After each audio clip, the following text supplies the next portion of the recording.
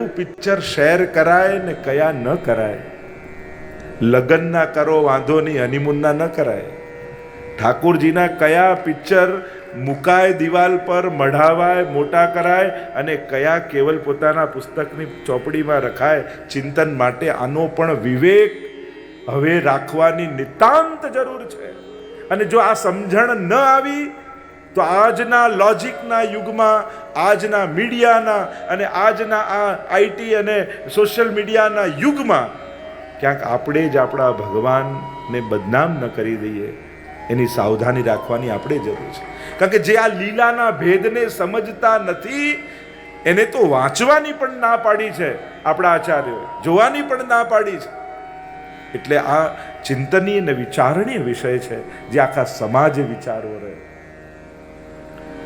તો જે ડિગ્નિટી જાળવવી જોઈએ, આદર વગર પ્રેમ અને શ્રદ્ધા ન ટકે. એટલે રિસ્પેક્ટ પરમાત્મા માટેનો, કોની સમાનતા કોની સાથે કરાય એનો વિવેક રાખવો બહુ જરૂરી છે. એટલે ક્યારે પણ કૃષ્ણ શબ્દનો દુરુપયોગ કોઈની સાથે સરખામણી કરીને ન કરતા. કારણ કે આમ કરી આપણે કૃષ્ણ નામને જે બદનામ કરીએ છીએ એનું પાપ આપણને લાગે છે, અપરાધ આપણને લાગે છે. કારણ કે ભગવાનને ભગવાન તરીકે ન સમજી અને ગમે તેની જાતિ સરખામણી કરવી એ એક અપરાધ છે, આધ્યાત્મિક અપરાધ છે. એનું હવે ચિંતન કરવું બધાએ ખૂબ. અને કૃષ્ણ ભક્તો જ આ બધું વધારે કરે છે. જેને માનો છો એને જો રિસ્પેક્ટ નહીં આપી શકો તો તમારી શ્રદ્ધા બહુ વાર આવતી જનરેશન સુધી જશે. કઈ પ્રેરણા આપણે આપીએ છીએ સમાજને એ બહુ સમજવાની જરૂર છે. તો નારદજી કહેવા લાગ્યા કે ભગવદ અવતાર રૂપે મારો જન્મ થયો છે. એટલે નારદજી એ તો જ્ઞાનના, ભક્તિના આચાર્ય માનવામાં આવે છે. એમણે ભક્તિ સૂત્રો આપણને આપ્યા છે. તો આ નારદજી કહેવા લાગ્યા કે વિશુદ્ધ ભગવાનની ભક્તિને કારણે આજે ભગવદ અવતાર રૂપે મારો જન્મ છે, ત્રિલોકમાં મારી ગતિ છે. ભગવાન નામ લેતા લેતા ક્યાં મને અસુરો પણ મારી પાસે આવે છે, દેવતાઓ મારી પાસે આવે છે. ભગવાન પણ મને મળે અને ભગવાનના લોક સુધી મારી ગતિ છે. વ્યાસજી, તમે ભાગવતની રચના કરો જેમાં વિશુદ્ધ ભક્તિનું વર્ણન હોય. નારાયણ નારાયણ કરતા કરતા નારદજીએ તો પ્રયાણ કર્યું અને હવે વ્યાસજી સરસ્વતીમાં સ્નાન કરી ગણપતિને બોલાવ્યા છે ભાગવત લખવા માટે અને સમાધિમાં બિરાજમાન થયા. મહાપ્રભુજી સમજાવે છે ભાગવતજીમાં 3 પ્રકારની ભાષા છે: લૌકિક ભાષા, પરમત ભાષા અને સમાધિ ભાષા. જેમાં કેવલ કુદરતનું એનું વર્ણન હોય લૌકિક ભાષા, જેમાં બીજાની વાત કરવામાં આવી પરમત, બીજાનો મત કહેવામાં આવ્યો હોય પરમત ભાષા. પણ જે સમાધિમાં દર્શન વ્યાસજીએ કર્યા એ સમાધિ ભાષા એ ભાગવત છે. સમાધિ ભાષા વ્યાસસ્ય પ્રમાણમ તચ્ચતુષ્ટયમ. એને મહાપ્રભુજી પ્રમાણ માને છે કે જે સમાધિમાં દર્શન થયા અને વ્યાસજી સમાધિમાં બિરાજમાન થયા છે અને ભાગવતની અનેકવિધ લીલાઓ વ્યાસજીના ધ્યાનમાં દેખાવા લાગી. જો ઋષિ કોને કહેવાય? ઋષય મંત્ર દ્રષ્ટાર. જેને મંત્રો બનાવ્યા એ ઋષિ નહીં, જેને ધ્યાનમાં મંત્રો દેખાયા એને ઋષિ કહેવાય છે. અને વ્યાસજીને અનેકવિધ લીલાઓના દર્શન થવા લાગ્યા. હૃદયમાંથી એ લીલાઓ સ્ફુરવા લાગી અને વ્યાસજીના મુખે પ્રગટ થવા લાગી અને ગણપતિજી એને લખવા લાગ્યા છે. વ્યાસજીને દેખાયું મહાભારતનું યુદ્ધ સમાપ્ત થયું છે. કુરુક્ષેત્રનું મેદાન માનો વિશાળ સ્મશાન ઘાટ બની ચૂક્યું છે. કપાયેલા મસ્તક પડ્યા છે, કપાયેલા ધડ પડ્યા છે, ક્યાંક કપાયેલા હાથ પડ્યા છે. દૂર દૂર સ્ત્રીઓના રડવાના અવાજ સંભળાય છે. દૂર દૂરથી બાળકોના રડવાની કિકિયારીઓ સંભળાય છે. લાખો મડદાઓ પડ્યા છે કુરુક્ષેત્રના મેદાનમાં. ભયંકર યુદ્ધ થયું છે. ચારે બાજુ દુર્ગંધ વ્યાપી છે મડદાઓની. ગિદ્ધ અને સમડીઓ આકાશમાંથી ઉડતા ઉડતા મડદાઓના શરીરમાંથી માંસના લોદાઓ ખેંચી ખેંચી આકાશમાં ઉડી રહ્યા છે. જોવું ન ગમે એવું દ્રશ્ય બન્યું છે. આ મહાભારત એવી વિચિત્ર ઘટના છે. ઘણીવાર સંજોગો માણસના દુશ્મન થઈ જતા હોય છે. આખી ઘટના તમે જુઓ મહાભારતની. ક્યાં શાંતનુ રાજા ભીષ્મજીએ પ્રતિજ્ઞા કરી અખંડ બ્રહ્મચર્ય ધારણ કરીશ. ધૃતરાષ્ટ્ર, પાંડુ અને વિદુરજી 3 પુત્ર રૂપે થયા. ધૃતરાષ્ટ્ર મોટા છે, રાજાનો અધિકાર એનો છે, પણ અંધ છે, એટલે રાજગાદીમાં બેસી ન શકે, એટલે પાંડુને રાજા બન્યા. તો સંજોગો ઘણીવાર કેવા વિપરીત થાય. અને ઘણીવાર મોટાઓ મૂકી ગયેલી અવ્યવસ્થા એ બાળકોમાં ક્લેશનું કારણ થઈ જતી હોય છે. અને એટલે બેસેલા દરેક વડીલોને કહીશ, તમારા જતા પહેલા બધી વ્યવસ્થાઓ ગોઠવી જજો. કારણ કે અવ્યવસ્થાઓ જ આ ઘણીવાર સંતતિમાં ક્લેશના કારણ બની જતા હોય છે. ઉદ્દેશ્ય કે લક્ષ્ય ન હોય, પણ જો વ્યવસ્થા નહીં કરવાથી જ અવ્યવસ્થાઓ ફેલાય છે. અને જ્યારે વડીલોએ આ રીતે મહેચ્છા છે ધૃતરાષ્ટ્રને કે ચલો મારામાં અંધત્વ છે, પણ મારો દુર્યોધન તો બધા લક્ષણથી સંપન્ન છે, એ તો રાજા બનવાને લાયક છે. એટલે મહત્વકાંક્ષા જાગી. જો આપણને મહાભારતનું વિલન લાગે દુર્યોધન, પણ ખરેખર વિલન છે ધૃતરાષ્ટ્ર. એની જે મહેચ્છાઓ ને એની જે ઈચ્છાઓ છે ને, જે એ પૂરું નથી કરી શક્યો, એ એના પુત્ર પાસે કરાવવા ઈચ્છે છે. મામકાહા પાંડવાશ્ચૈવ કિમ અકુર્વત સંજય. શરૂઆત જ ગીતાજીની કરીને મારા ને તારાથી શરૂ થઈ.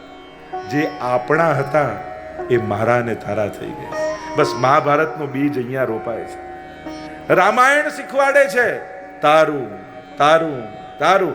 રામાયણની કથામાં તમે જુઓ, બધા પોતાનો હક બીજાને આપવા તૈયાર થાય છે.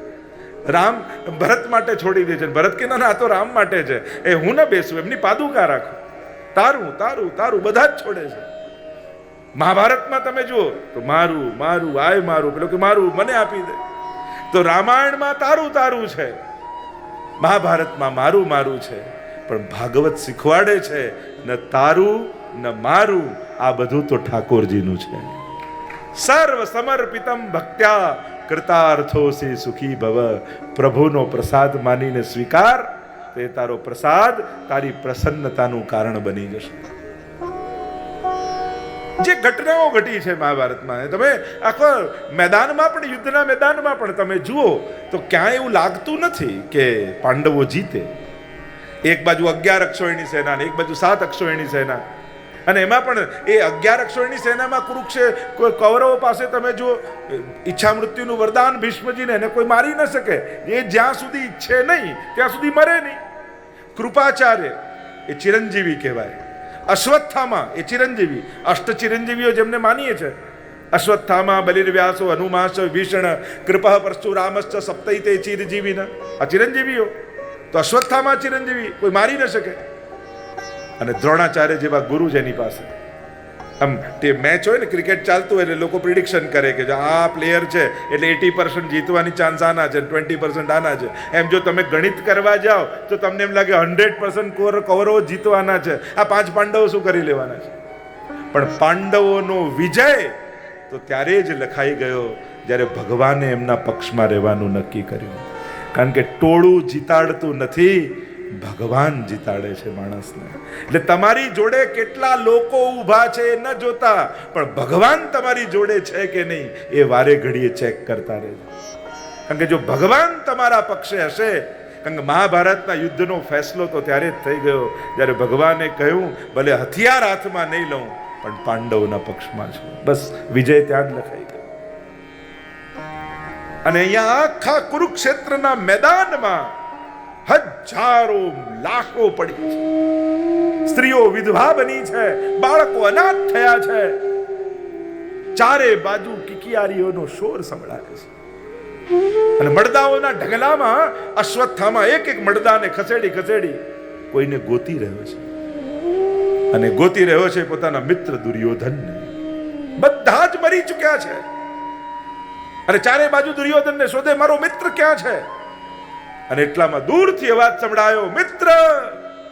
કાન ઊંચા થઈ ગયા અશ્વત્થામા. આ તો દુર્યોધનનો અવાજ.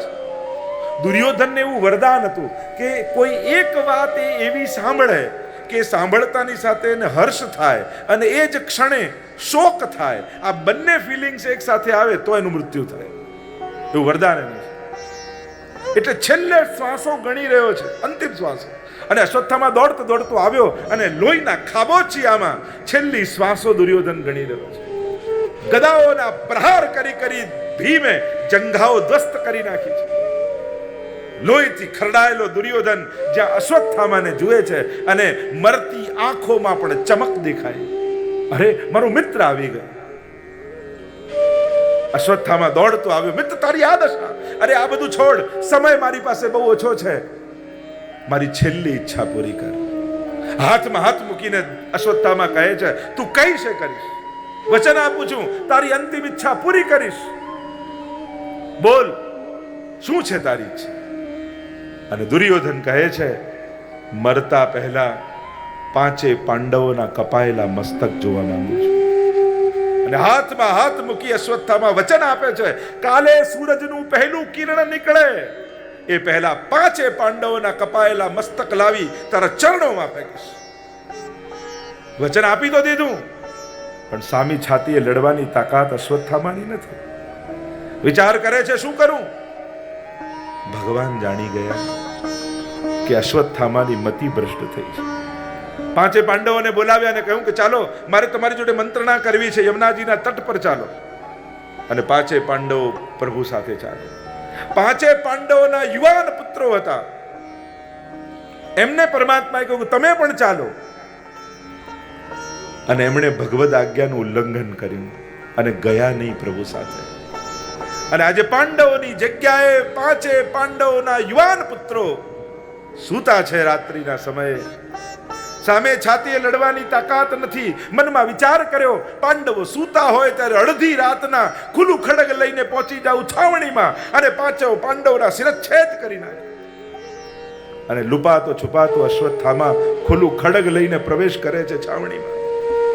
અને 5 પાંડવો જેવા દેખાતા યુવાન પુત્રોને એક એકના શિરચ્છેદ કરી પોટલામાં બાંધી ભાગ્યો છે અશ્વત્થામા. દોડતો દોડતો દોડતો દોડતો હજી સૂરજનું પહેલું કિરણ નીકળવાની તૈયારી છે. દુર્યોધન શ્વાસો ગણી રહ્યો છે અંતિમ. કહ્યું, મિત્ર, મેં વચન નિભાવી દીધું, 5 પાંડવોના કપાયેલા મસ્તક લઈને આવ્યો છું. દુર્યોધન કે જલ્દી બતાવ, મારી પાસે સમય નથી.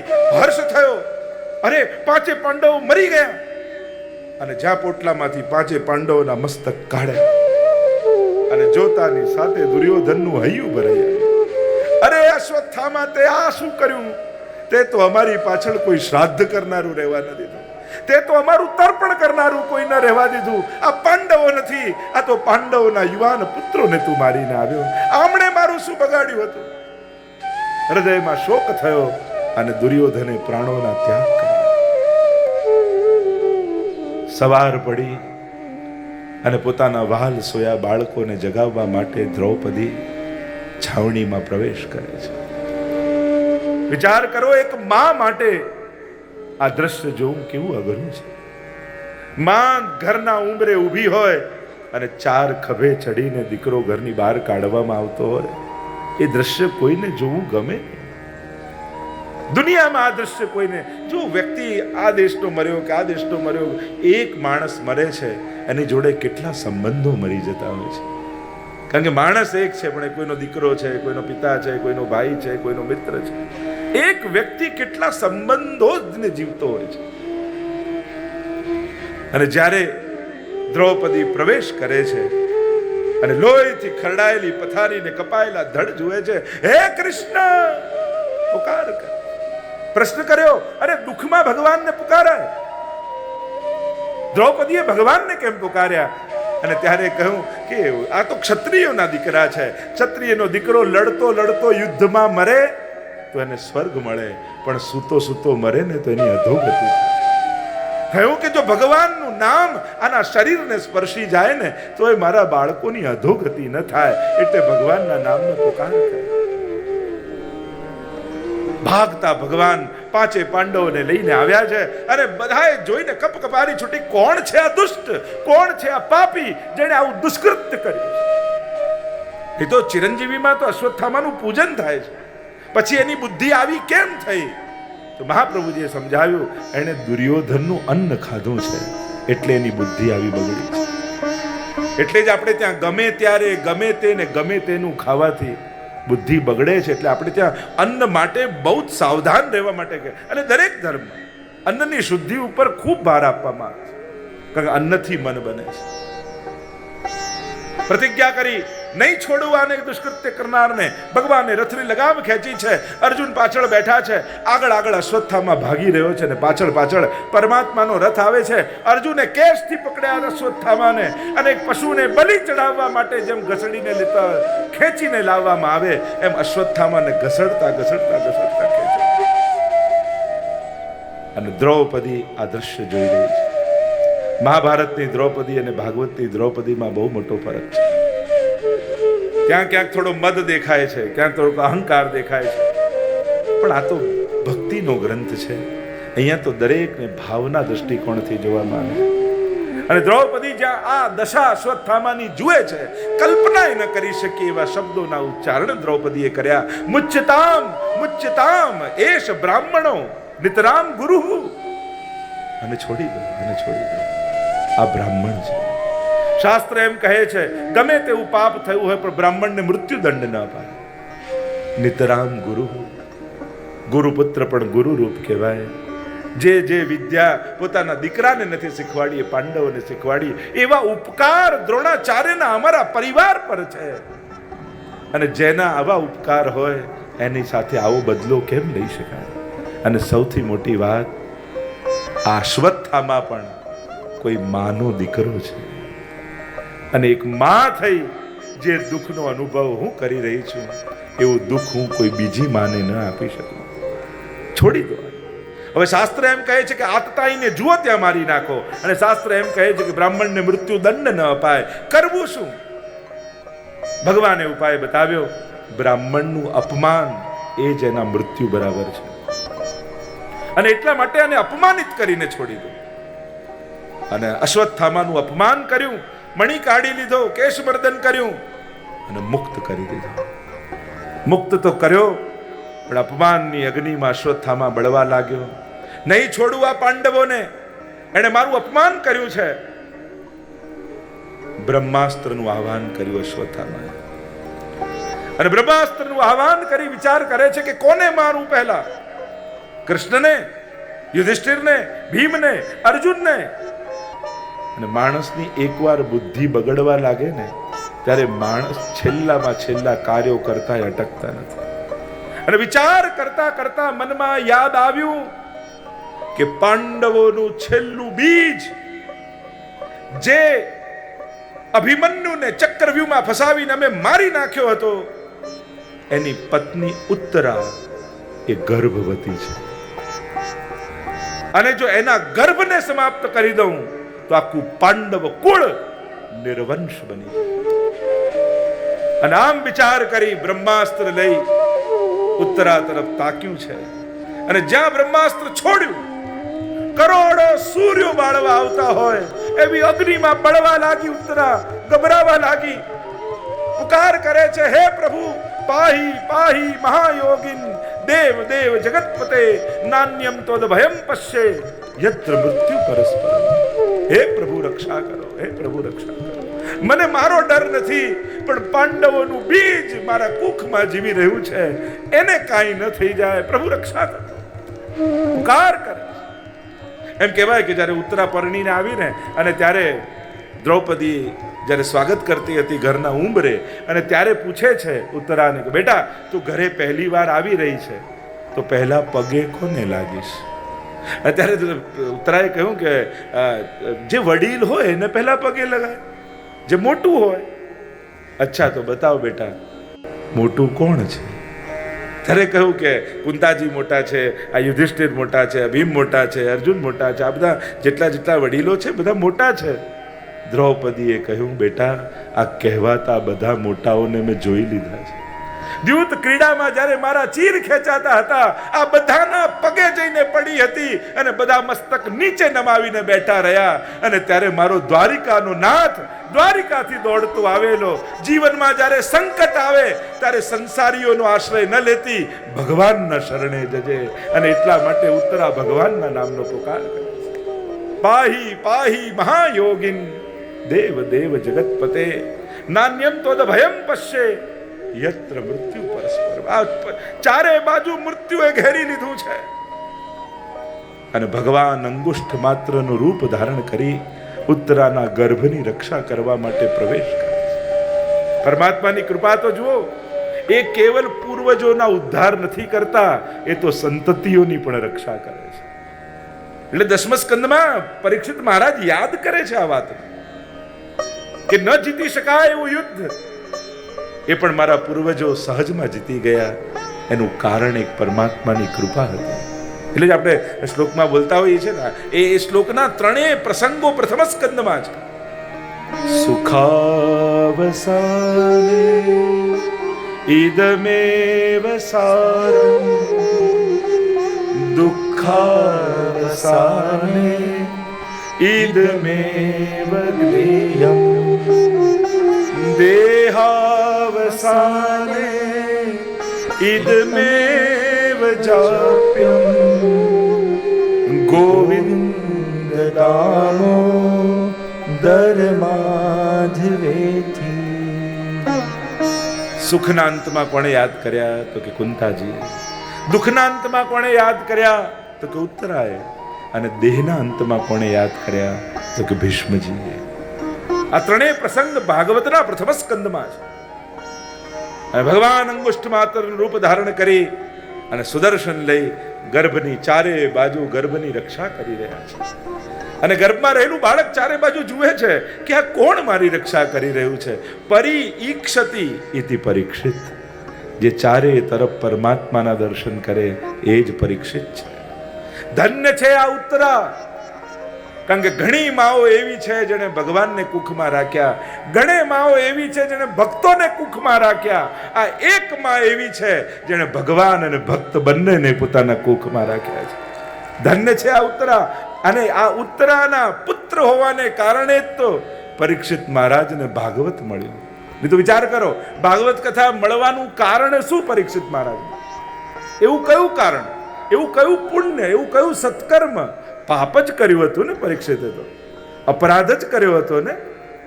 ઋષિને ગળામાં સર્પ જ લટકાડ્યો હતો ને. કોઈ સત્કર્મ કે કોઈ દાન પુણ્ય તો કર્યા નતા કે એને ભાગવત મળી જાય.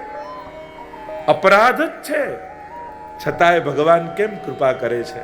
કારણ ભગવાન વિચાર કરે, જે કુખમાં આણે વાસ કર્યો એ કુખમાં મેં વાસ કર્યો છે, તો મારા ભાઈની અધોગતિ હું કેમ થવા દઉં? કારણ કે ત્યાં મેં નિવાસ કર્યો છે આની રક્ષા માટે. અને એટલા માટે કુખમાં જેની રક્ષા કરી છે તેનો અંત સમય પણ હું નહીં બગડવા દઉં. અને આમ વિચાર કરી ભગવાન જ સુખદેવજી સ્વરૂપે એમના હૃદયમાં ભાગવત રૂપે બિરાજમાન થઈ અને પરીક્ષિતની રક્ષા કરવા માટે ફરી પધાર્યા છે. એ ઉદ્ધાર, એ રક્ષા જ તો છે. માણસને પતનથી બચાવો એ જ એની સાચી રક્ષા છે.